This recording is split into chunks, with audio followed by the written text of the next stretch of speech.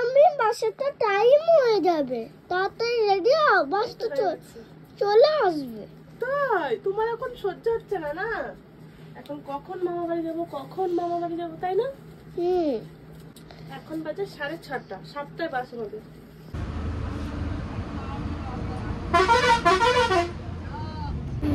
আমরা চলে এসেছি ইলাম বাজার, বাবা নিতে এসছে বাস স্ট্যান্ডে, আমি কান্না। এখন মজা লাগছে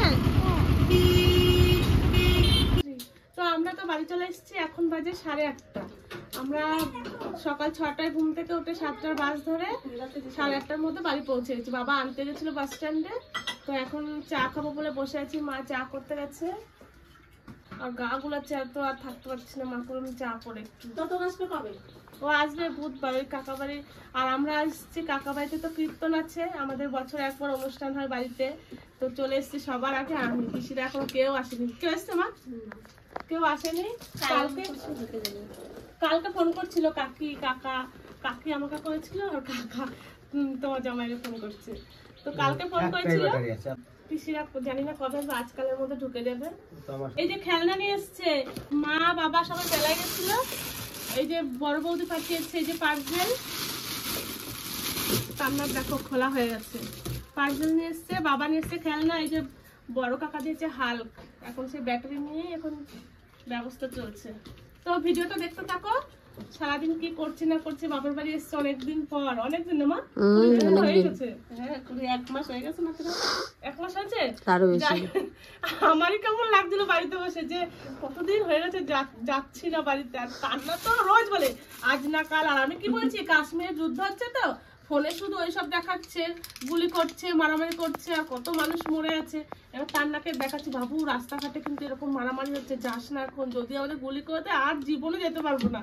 ওই ভয়ে 1 সপ্তাহ ধরে ওকে আমি থামিয়ে রেখেছি, তাহলে এত কান্নাকাটি করতো, আর ওইসব খুব ভয় পায় তো। ওই জন্য আমরা আবার আজকে না, কাকা বাড়িতে তো কীর্তন শুরুই হয়ে যাবে, একদিন আগে চলে যাই, তাই আজকে চলে এসেছি। আরো বিশেষ করে আমি তাড়াতাড়ি করে আসলে, আজকে আমাদের কলকা বসানোর কথা ছিল, হবে না? এখনো তো মাল আসেনি, তো আজকে তো সোমবার বলেছিল পাঠিয়ে দেবো, কিন্তু সেই যারা পুঁততে আসবে, বসাতে আসবে, যারা বসাতে আসবে, কথাটা আটকে আছে, যারা বসাতে আসবে তারা কিন্তু আজকে আসবে কি আসবে না তাও বলেনি। বলছে আমরা যদি তাদেরকে জোগাড় করতে পারি তাহলে পাঠিয়ে দেবো। ওই জন্যে এখনো বলা যাচ্ছে না আজকে আসবে কিনা। যদি আসে তাহলে তো আপনারা দেখতে পাবেন। শান্তি, বাড়িতে একটা কল আসবে। কি রোদ, 40 ডিগ্রি 41 ডিগ্রি তাপমাত্রা, তার মধ্যে যদি কলে জল আনতে যায় মা, বাবাকে বলেছি জানি না, এবার মাকে কল বসিয়ে দিতেই হবে।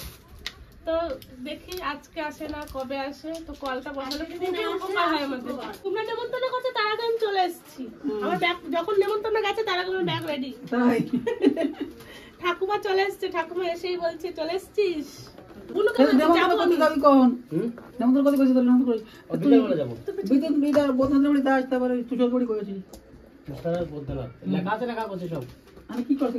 বাবা নেমন্তন্ন করতে যাবে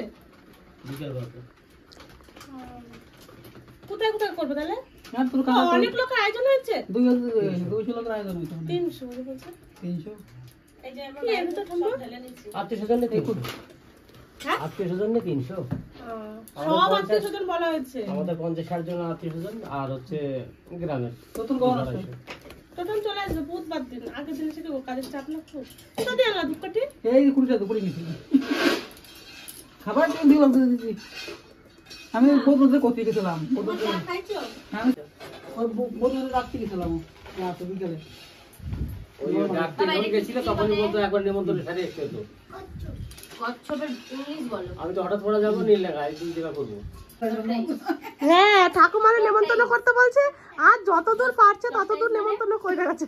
না মা কি হচ্ছে বলতো, মারে তো সবাই ভালোবাসে, মা ওই মুখ চিনে চিনে, মা মানে ওই ভালোবাসার খাতিরে খাতিরে মা বলে আইছে, মানে যাচ্ছে আর যারা দেখে তারাই কয়। ঠাকুরের ইচ্ছায় শর্ট পড়ে নাই, সব হয়ে গেছিল না, তাও একটা মানে হ্যাঁ হয়ে গেছিল তো ভালো কথা, কিন্তু আয়োজন যা করে তার থেকে বেশি করে করলে চিন্তা হয় না।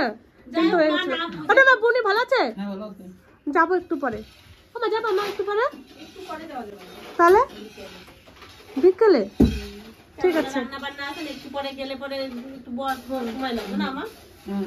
এই রে বলা ব্যাটারি আছে, এই যে সুইচ দাও কেন তাহলে তুমি এটা বলো। সুইচ আছে কিন্তু না ব্যাটারি না থাকলে ব্যাটারির ভিতরে নেই। সুইচের অপশন থাকবেই না। ব্যাটারির ভিতরে নেই এখন। এখন তো নেই দেখো। নিয়ে আসো তাহলে। লাগাবে কোথায় সেটা। তো বন্ধুরা বাড়ি এসেছি, এখন মা রান্না করছে আজকে কই মাছ। আজকে কি হবে মা? মাছ মাছ দিয়ে আর গাছের নতুন বেগুন দিয়ে কই বেগুন রান্না করব। তো মা বলেছিল যে ঘরে রান্না করবে, আমি বলছি না মা আজকে বাইরেই রান্না করো, ভালো লাগছে আজকে রোদের এত তাপ নেই আর নতুন ঘর হচ্ছে আমাদের, মানে এত ভালো লাগছে। ভেবেছিলাম যে ঘরটা একটু কমপ্লিট হয়ে যাবে আমি আসার আগেই।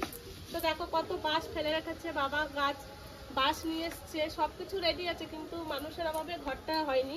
তো চলো ঘরটা দেখা আজকে আমাদের নতুন রান্নাঘর। তো চলো দেখি কতটা হয়েছে, আমি এখন এসে দেখিনি। এই দেখো আমাদের ঘর। তো কত বাঁশ নিয়ে এসছে বাবা, দেখো বাঁশ নিয়ে আলকাতরা দিয়ে রেখেছে। এই দেখো অনেক বড় বড় বাঁশগুলো নিয়ে এসছে, কেটে সব রেডি করে রেখেছে। তো কি সুন্দর ডিজাইনের ঘর বানাচ্ছে বাবা।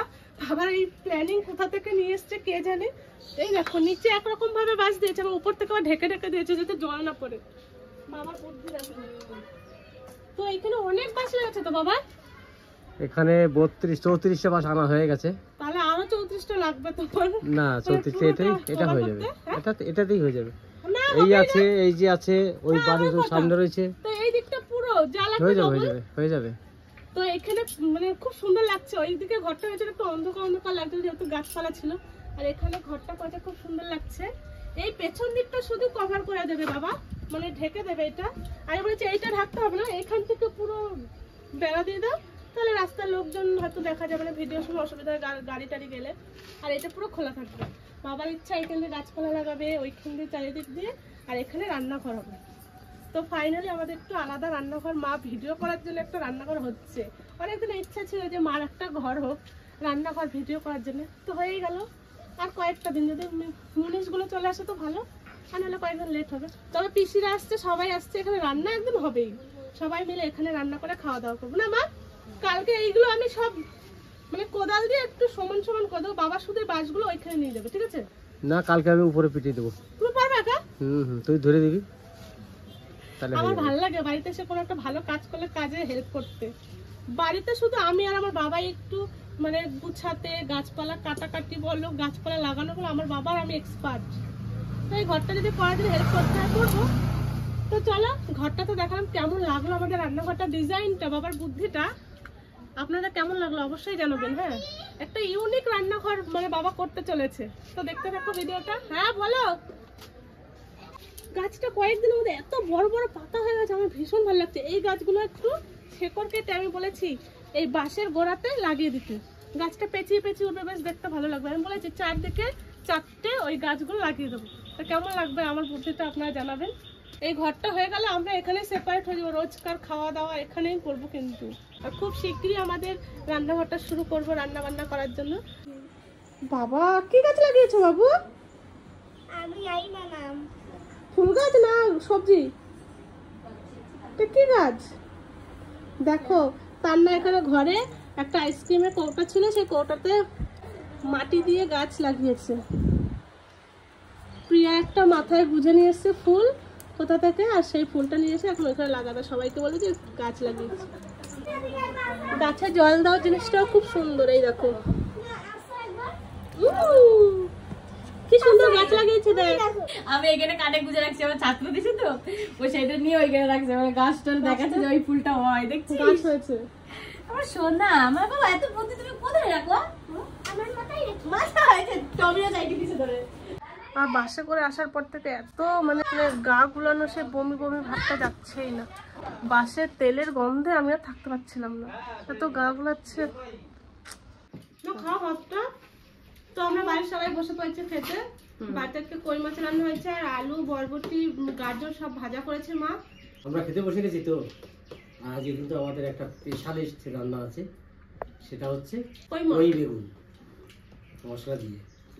দারুণ লাগবে এটা, আর সেন্ট যা বেরিয়েছে সুন্দর সেন্ট। না বাবা খাইয়ে দিল তো, জল খেয়ে পেট ভরে গেল, আমি খাইয়ে দিতাম।